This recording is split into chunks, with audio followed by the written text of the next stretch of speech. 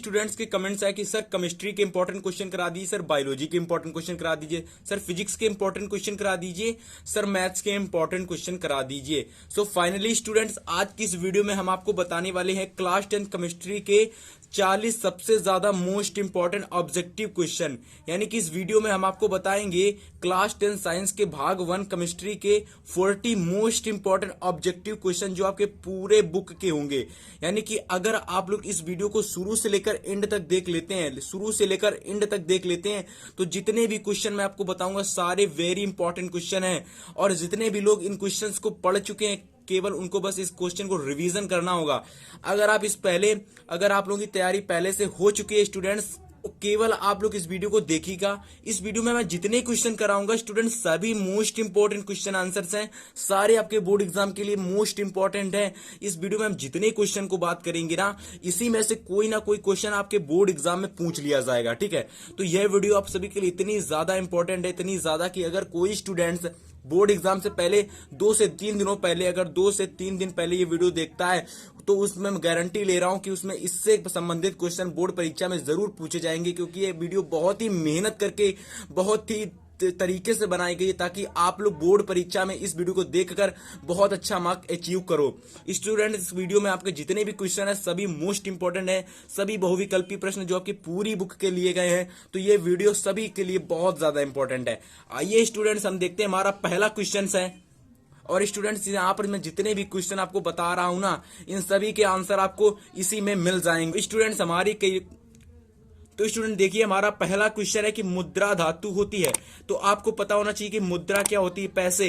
यानी कि जो पैसे होते हैं उसमें कौन सी धातु यूज की जाती है स्टूडेंट्स, तो आपको पता होना चाहिए कौन सी धातु यूज की जाती है। तो मैं आपको बता दूं, जो कॉपर धातु है उससे हमारे क्या बनते हैं, पैसे बनते हैं। क्या बनते हैं, पैसे, यानी मुद्रा जिसे हम कह सकते हैं। तो देखिए, इसका आंसर आपका हो जाएगा कॉपर धातु। ठीक है, तो पहला क्वेश्चन आपका कंप्लीट हो गया। यानी कि मुद्रा धातु होती है कौन सी, कॉपर, ना से आपका स्कैंडियम, ना आपका जिंक, ना आपका लेड। कौन सा सही होगा आपका, कॉपर धातु हमारी मुद्रा धातु होती है। चलिए सेकंड क्वेश्चन देखते हैं स्टूडेंट्स। हमारा सेकंड क्वेश्चन है, और आप लोग वीडियो को लाइक कर देना और इन सभी का स्क्रीनशॉट लेते रहना, ताकि आप सभी की तैयारी बहुत अच्छी तरीके से हो सके।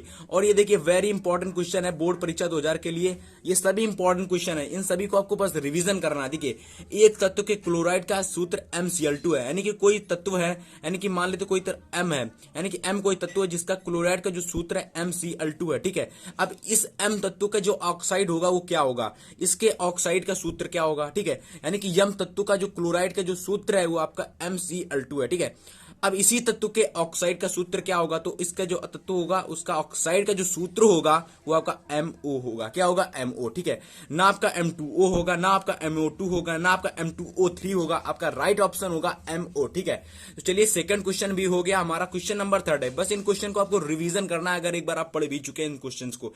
चलिए, क्वेश्चन नंबर हमारा 3 है कि नियोन है क्या, नियोन क्या है। ठीक है, तो आपको बताना कि नियोन क्या है, कौन सी धातु है ये। ठीक है, देखिए, क्षार धातु है क्या, उप धातु है क्या, अक्रिय गैस है क्या, संक्रमण तत्व है। तो इसका राइट ऑप्शन जाएगा स्टूडेंट आपका अक्रिय गैस। देखिए, मैं आपसे पहले ही कह रहा हूं कि मैं इनका टिक लगा के आया हूं ताकि आपको कोई भी दिक्कत ना हो। मैं आपसे यहाँ पर कोई क्यूज वगैरह नहीं कर रहा हूं, मैं आपको आंसर बता रहा हूं। ठीक है, राइट आंसर। ठीक है, तो इसका राइट आंसर आपका अक्रिय गैस होगा। ठीक है, समझ में आया क्वेश्चन। चलिए क्वेश्चन नंबर 4 देखते हैं, बहुत ज्यादा इंपॉर्टेंट है, वेरी इंपॉर्टेंट क्वेश्चन आ चुका है, वेरी वेरी इंपॉर्टेंट क्वेश्चन है 2022 बोर्ड एग्जाम के लिए। क्षार धातुएं हैं, आपको बताना है जो धातुएं दी गई हैं यहां पर, इनमें से क्षार धातु कौन सी है। ठीक है, देखिए, पहली दे रखी है बेरिलियम, मैग्नीशियम, कैल्शियम। ठीक है, चलिए सेकंड ऑप्शन दे रखा है आपके पास लिथियम, सोडियम, पोटेशियम। ठीक है, इसके बाद थर्ड ऑप्शन दे रखा है बोरान, एल्युमिनियम, गैलियम। इसके बाद लास्ट ऑप्शन दे रखा है कॉपर, यहाँ पर Ag हमारे के आपका सिल्वर हो गया, और Au आपका हो जाए एल्यूमिनियम। ठीक है, तो यहां से आपका राइट ऑप्शन हो जाएगा स्टूडेंट्स लिथियम, सोडियम, पोटेशियम। यानी कि जो ये धातुएं होती हैं स्टूडेंट्स, ये आपके कौन सी धातुएं होती है, क्षार धातुएं होती है। समझ में आया, लिथियम, सोडियम एंड पोटेशियम आपकी क्षार धातुएं होती हैं। ठीक है, तो इस प्रकार से आपके 4 क्वेश्चन यहां से बन चुके हैं, और ये मोस्ट इंपॉर्टेंट क्वेश्चन आंसर्स हैं। ठीक है, तो चलिए हम लोग क्वेश्चन नंबर 5 देखते हैं स्टूडेंट्स। अगला हमारा क्वेश्चन है कि ब्यूटेनॉन में क्रियात्मक समूह होता है। यानी कि जो हमारा एक ब्यूटेनॉन क्रियात्मक समूह होता है, कौन सा, ब्यूटेनॉन क्रियात्मक समूह जो होता है उसे हम क्रियात्मक समूह भी कहते हैं।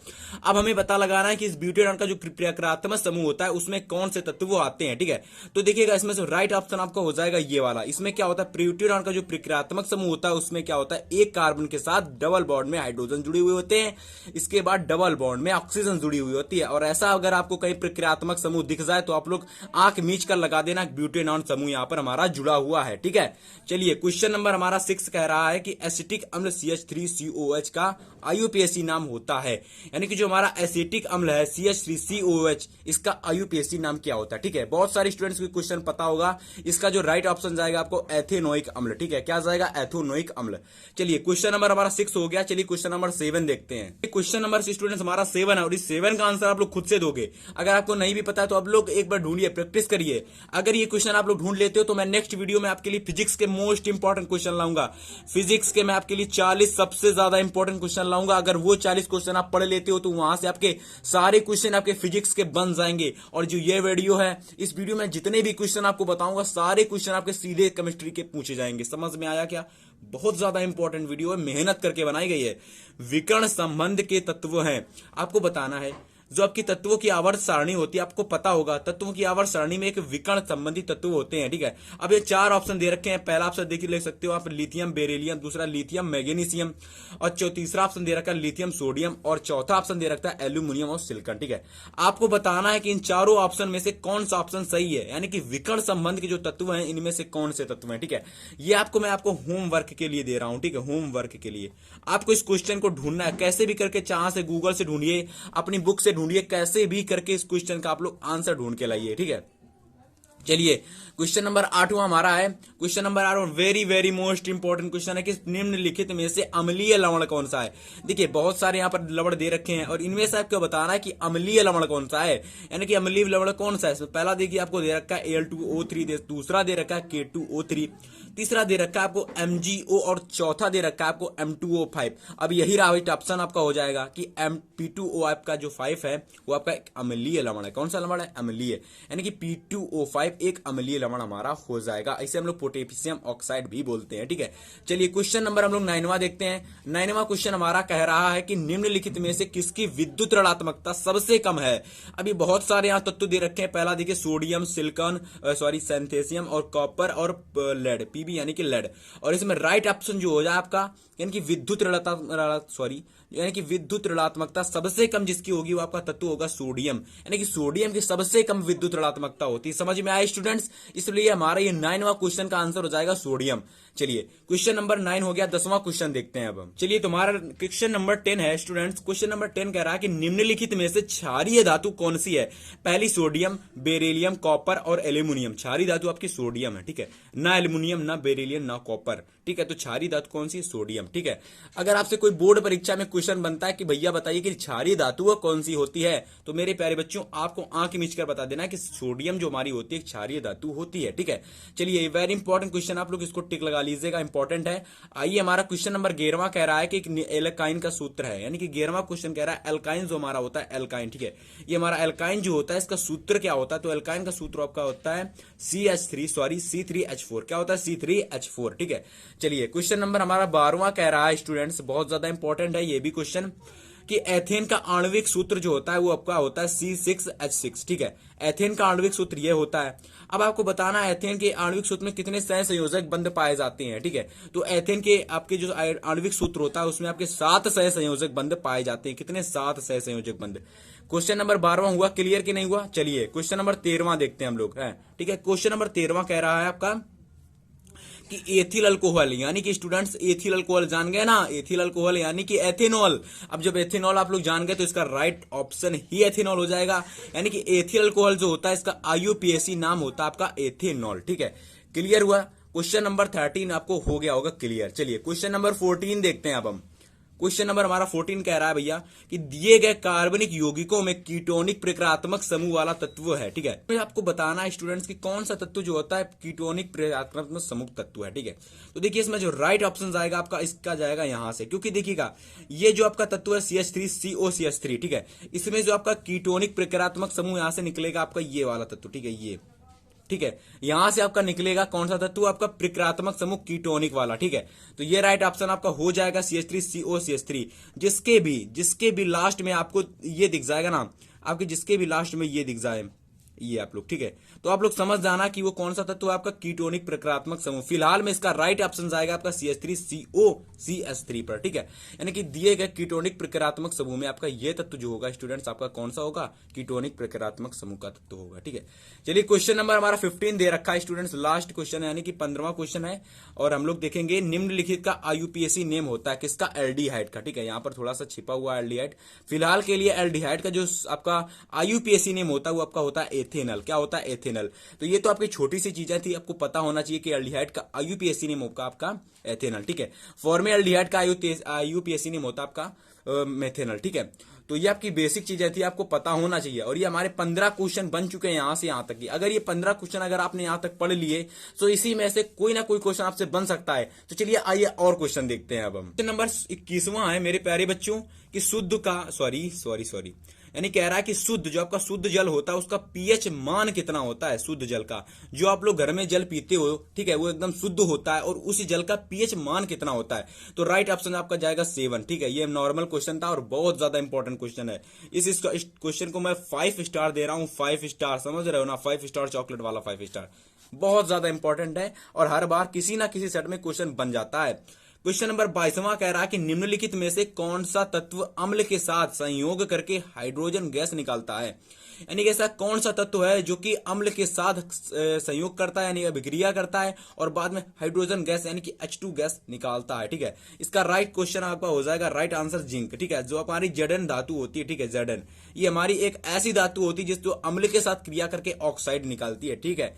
तो चलिए क्वेश्चन नंबर हम लोग 23वां देखते हैं। क्वेश्चन नंबर 23वां कह रहा है क्षारी विलयन में, क्षारी विलयन मैंने ले लिया, ठीक है, क्षारी विलयन कोई ले लेते हैं। उस क्षारी विलयन में फिनोफ्लेथिन, ठीक है, फिनोफ्लेथिन की सूचक का रंग होता है, ठीक है। किसका रंग होता है आपका, फिनोफ्लेथिन का जो होता है आपका, फिनोफ्लेथिन एक आपका सूचक आता है, ठीक है, जिससे कि हम लोग पता लगाते हैं कि ये कैसा रंग होगा, ठीक है। तो उसका रंग किस प्रकार का होता है, ठीक है। क्षारी विलयन में लाल रंग होता है। कौन सा, लाल रंग, ठीक है, आपको पता होना चाहिए लाल रंग। तो क्षारी विलयन में फिनोल्फ्लेथिन का सूचक का जो रंग होता है लाल होता है, ठीक है, ना कि पीला हरा रंगीन, ठीक है। समझ में आया ना। चलिए क्वेश्चन हम लोग 24वां देखते हैं और ये बहुत ज्यादा इंपॉर्टेंट क्वेश्चन आपका है कि धावन सोडा का, ये आपको पता होना चाहिए यार, ये तो आपका इंपॉर्टेंट क्वेश्चन भी है और आपका बेसिक भी है। यहां से लॉन्ग क्वेश्चन बनता है सीधा धोने सोडे के पर, ठीक है। तो बताना है आपको कि धोने का जो सोडा होता है इसका रासायनिक सूत्र क्या होता है, रासायनिक फॉर्मूला क्या होता है। तो आपको पता होना चाहिए इसका रासायनिक फॉर्मूला होता है Na2CO3.10H2O, ठीक है। अब जब इसको पढ़ते थे ना तो ये हमको रट चुका था सबसे कम से कम आज से 3 से 4 साल पहले। और आप लोग पढ़े होगे तो आपको पता जरूर होगा कितना यह इजी कॉन्सेप्ट होता है। यहाँ पर अगर आपने नहीं पढ़ा है तो मैंने धोने का सोडा पढ़ा रखा है, आप लोग मेरे चैनल पर विजिट कर सकते हो। अगर वीडियो पसंद आ रही है वीडियो को लाइक कर देना, अपने फ्रेंड्स के साथ जरूर से शेयर कर देना। चलिए क्वेश्चन नंबर 25वां देखते हैं हम लोग। तो क्वेश्चन नंबर हमारा 25वां है कि बेकिंग पाउडर यानी जो हमारा बेकिंग पाउडर होता है इसको गर्म करने से कौन सी गैस निकलती है, ठीक है। सो बेकिंग पाउडर को गर्म करने पर हमारी जो गैस निकलती है, ठीक है, यहाँ पर देखिए क्या लिखा है, बेकिंग पाउडर को गर्म करने से कौन सी गैस निकलती है, सोडियम कार्बोनेट। यहाँ से थोड़ा सा यहाँ पर मुझे मिस्टेक लग रही है, क्वेश्चन में कह रहा है कि बेकिंग पाउडर को गर्म करने से कौन सी गैस निकलती है, ठीक है। तो यहाँ गैस पूछा गया। फिलहाल के लिए हम लोग आप लोग ये याद कर लीजिए कि जो बेकिंग पाउडर होता है इसका जो आपका नाम होता है वो आपका Na2CO3 होता है, ठीक है। या तो आपको पता हो गया कि बेकिंग पाउडर का नाम Na2CO3 होता है, ठीक है। लेकिन इसमें कौन सी गैस निकलती है आपको ये भी पता होना चाहिए। तो इसके साथ आपकी CO2 गैस निकलती है। कौन सी, CO2 गैस निकलती है। क्या समझ में आया क्वेश्चन। देखिए क्वेश्चन को ज्यादा से ज्यादा समझिएगा। बेकिंग सोडा को गर्म करने पर कौन सी गैस निकलती है, तो ये तो आपका हो गया बेकिंग सोडा का नाम, लेकिन आपको पता होना चाहिए गैस कौन सी निकलती है, तो आपकी CO2 गैस निकलती है, ठीक है। तो यहां से अगर ये देखेंगे तो बेकिंग सोडा का ये आपका ऑप्शन गलत हो गया, ठीक है। तो गलत हो गया तो यानी कि यहां से आपकी कौन सी गैस निकलेगी, CO2। अब ये गलत क्यों हो गया, क्योंकि ये एक खुद में एक क्या है, खुद में एक ये वस्तु है, यानी कि ये आपके बेकिंग सोडा का सूत्र है, ठीक है। नंबर हमारा 26वां है स्टूडेंट की एसिटिक अम्ल में अम्लीय हाइड्रोजन परमाणुओं की संख्या होती है, ठीक है। जो हमारा एसिटिक अम्ल होता है, एसिटिक अम्ल का सूत्र तो पता होगा, ठीक है। फिलहाल तो हम लोग एसिटिक अम्ल के बारे में बात कर रहे हैं, ठीक है। तो एसिटिक अम्ल में अम्लीय जो हाइड्रोजन होते हैं उनकी संख्या कितनी होती है, एक संख्या होती है, ठीक, कितनी, एक संख्या, ठीक है। इसके बाद हम लोग देखेंगे नेक्स्ट क्वेश्चन। कह रहा है कि एसिटिक अम्ल, हमारा जो एसिटिक अम्ल होता है ये एक कैसा अम्ल है या कि दुर्बल अम्ल है, क्योंकि ये एक दुर्बल अम्ल होता है। अब ये क्यों होता है आपको ये बताना है आंसर में, ठीक है। चलिए, बहुत सारे ऑप्शन दे रखे होंगे, लेकिन आपको राइट ऑप्शन लगाना है कि इसमें आयरन की मात्रा कम होती है। किसमें? आपके एसिटिक अम्ल में आयरन की मात्रा कम होने के कारण ये एक दुर्बल अम्ल होता है। कैसा अम्ल होता है? कि एक दुर्बल अम्ल होता है। समझ में आया ना? आइए क्वेश्चन हम लोग 28वां देखते हैं। क्वेश्चन नंबर 28वां कह रहा है कि क्षारीय विलयन का पीएच मान कितना होता है। कोई क्षारीय विलयन है, ठीक है। अब क्षारीय विलयन का पीएच मान कितना होगा ना, ये तो पिद्दी वाला क्वेश्चन है ना, बहुत आसान क्वेश्चन है, तो फर्जी क्वेश्चन है, 7 से अधिक, लेकिन इंपॉर्टेंट है।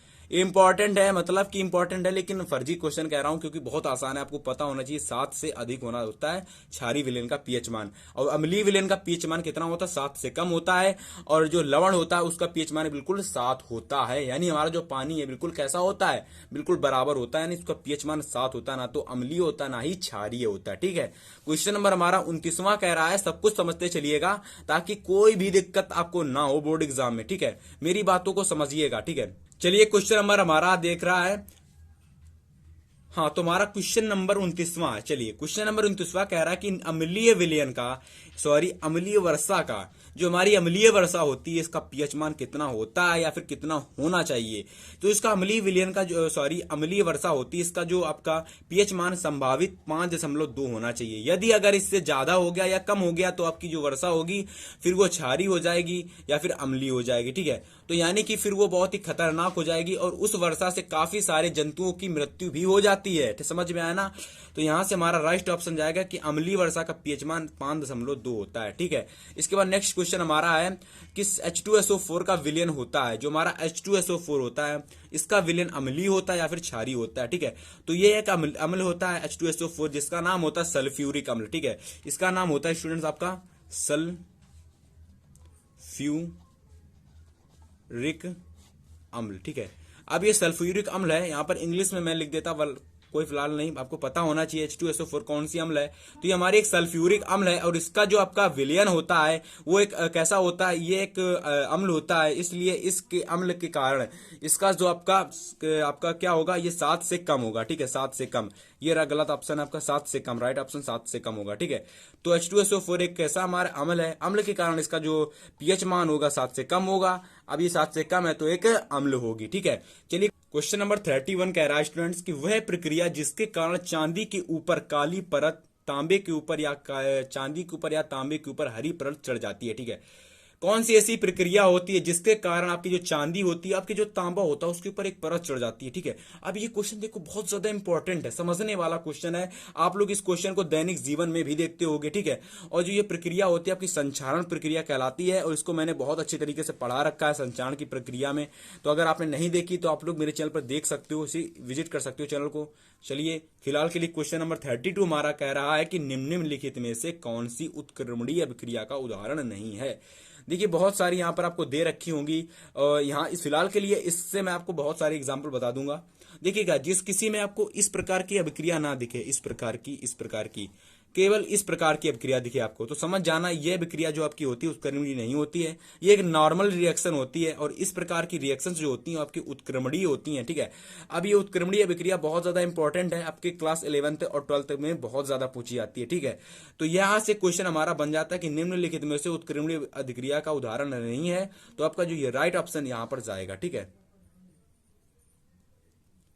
आइए, हमारा क्वेश्चन नंबर 32 है कि अम्लीय विलयन का पीएच मान होता है, ठीक है। जो कोई अम्लीय विलयन होगा उसका पीएच मान कितना होगा? तो मैंने बता दिया आपको, 7 से कम होता है, ठीक है। कितना? 7 से कम। क्वेश्चन नंबर 34 कह रहा है स्टूडेंट्स की सल्फ्यूरिक अम्ल में अम्लीय हाइड्रोजन की संख्या होती है, ठीक है। कोई सल्फ्यूरिक अम्ल है, अब सल्फ्यूरिक अम्ल मैंने आपको बताया था कि H2SO4 होता है। कौन सा अम्ल होता है? H2SO4, ठीक है। अब ये H2SO4 जो होता है इसका जो अम्लीय हाइड्रोजन की संख्या कितनी होती है, ठीक है। तो देखिए, अम्लीय हाइड्रोजन में इसकी संख्या होती है 2, ठीक है, 2 होती है, ठीक है। हाइड्रोजन की संख्या कितनी होती है? 2। चलिए, क्वेश्चन नंबर हम लोग देखेंगे, क्वेश्चन नंबर 35। क्वेश्चन नंबर 35वां कह रहा है स्टूडेंट्स की क्षारक के साथ हल्दी का रंग होता है, ठीक है। अब कोई क्षारक है, मान लेते हैं, क्षारक का कैसा हो सकता है? क्षारक एक कड़वा पदार्थ होता है, कड़वा होता है, ठीक है। तो उसके साथ जो हल्दी का रंग, हल्दी पीली होती तो रंग कैसा होगा? भूरा लाल होगा, ठीक है, भूरा लाल। समझ में आया? और ये भी क्वेश्चन बहुत ज्यादा इंपॉर्टेंट है। क्वेश्चन नंबर हमारा 36 कह रहा है कि नीचे दी गई अभिक्रिया के संबंध में कौन सा कथन असत्य है, ठीक है।